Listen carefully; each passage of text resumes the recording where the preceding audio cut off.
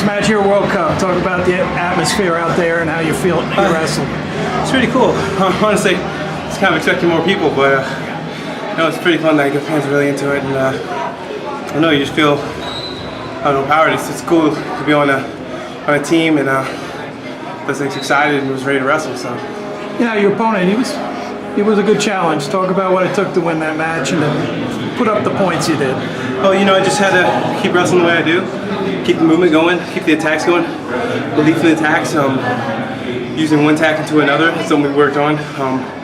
Early in the match, I got a lace locked up, but it was out of bounds, so I was trying to work on that a little bit through the match when I got takedowns. But other than that, it was a good match, a great opponent, and worked hard. I both worked hard, very hard. You've had a long season, a lot of competition, back to back to back. How fresh do you feel? I mean, you've got an important event in a few months. I think the biggest thing is I don't feel like it wears me down because I'm looking forward to getting better for each one. I think a wear down only happens when up here you decide that it's too much, where you feel like you can't go on. But mentally, I feel like, hey, I'm ready to go and I want to keep going. And my body showed no sign of being tired or fatigued. It's ready and top shape. So, as long as this stays strong, this will fall.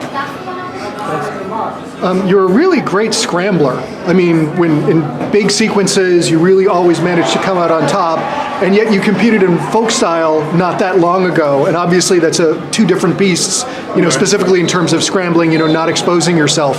Has that been any kind of adjustment for you? Yeah, you gotta be smarter.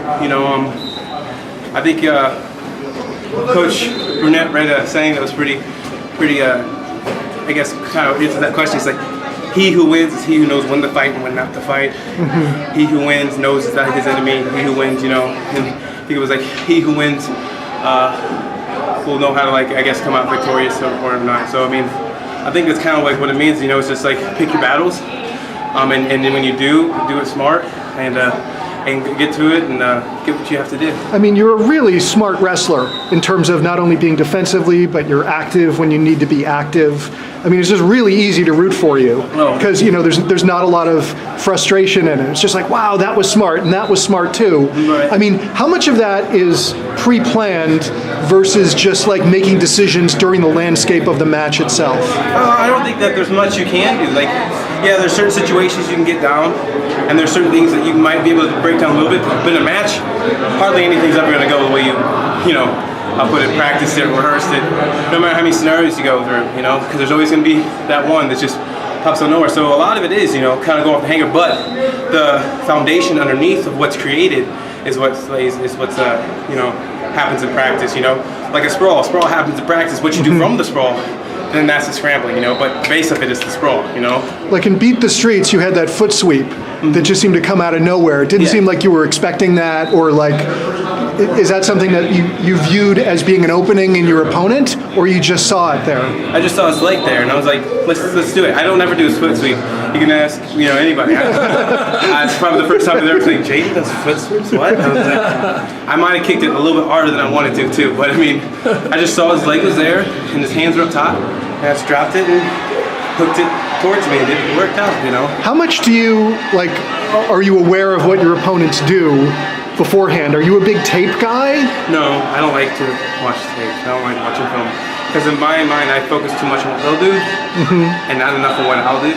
So if I watch tape on, this guy's a really good double. Well, now I'm all thinking about is that guy's double. So when I go out there, I'm not thinking, all right, let's get moving, let's have fun. I'm thinking, don't double leg me. Don't let that double hit me, I don't like that. I want to, what happens is my coaches watch the film, they come to the practice room, they're like, hey, this is what we're going to work on today. And so happens that it correlates with what that guy does. So it's just through osmosis that they're preparing, not because of a pre-planned awareness of what to expect. Right. Would that be the same for high-level opponents? I don't watch film on anybody. Everyone's like, wow. You don't watch film? I'm like, not really, man. I just want to wrestle. I want to have fun. It's not like an arrogant thing. It's not me thinking I'm better than everyone. It's not me thinking anything I'm wrong down. They don't have anything to show me. It's not that. It's just like, I know what I do best. And I know that this is something that I love to do. And I don't want it to be skewed by me being worried about something as simple as someone's moves or someone being really good at that. I wrestle best when I don't care, I don't give a lick. There's nothing, no pressure on me about it. I wrestle best that way, you know. And I think the biggest pressure, when I say pressure, is on me. I put that pressure on me, you know, and I don't want that. I just want to enjoy it. Congratulations on your match. Thank you. Who is your favorite country? Who would you like to fight with? And also, we heard about Muhammad Ali, a legend that we could all learn and we could relate, being a Muslim. What are your thoughts? Because obviously a lot of these people who are coming from Iran, 98% of them are Muslim, the Turkish are Muslim. So what are your thoughts on the Muslim and also interfaith? Well, I'm going to start off by saying, like, personally, I'm a Christian, and the biggest rule that I feel that Christians need, not even rule, the biggest thing the Bible says that Christians need to, as Christians for one, need to learn for themselves, is that, you know, God said, love your neighbor, you know, and that means you, means everybody. That's what God says. That's what my religion says. So that's something that we as Christians need to get through their head. Now, us as people need to realize is that we are all people, you know. You know, even if you don't believe that there's a God over it all, you're a person just like me, you know. So I don't think there's any reason for anyone to be mistreated, you know. I don't think there's any reason for anyone to have judgment put on them that's undeserved, you know. I don't think that at all, you know. If someone comes to me, whatever, what religion or what color, what sexuality or anything like that, I'm going to love you. Not because I'm supposed to, and not even just because the Bible says so, just because I will. Just because you're a person, just because, hey, you know, life just stinks for everybody, and it's hard enough to get through it on your own. So why would I want to make another enemy or make one less friend?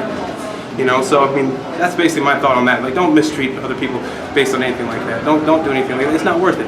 Life's too short, you know. So, and Muhammad Ali passing is very, you know, I watched that documentary on just the other night, and when it happened, actually, I was on Instagram and I saw it, and he was I was like, everyone was saying R.I.P. Muhammad Ali, and I was like, oh, he's dead. Like, I started going on, like, you know, trying to search for like sources and everything. And I found that out. You know, that's the guy that kind of like inspired the footwork, you know, that I do out there. Everything, my movement, all that stuff. Being fast, being a heavy guy, but being able to move. It really inspired me to do that. I would watch tape of him whenever on YouTube, anything. I even had a videotape of him whenever I was a little kid. I could watch on DVD. So I mean, that's a big inspiration. And you know, it's sad he's gone. He stood up for what was right. You know, and I don't know if I'm going to have as big of a stage or have as big of a voice. Probably not. But at least I can say is about that whole thing is, you know, love everybody. Love who's next to you. Life's too hard. Don't put those struggles. It's unnecessary. You don't need it. No problem. My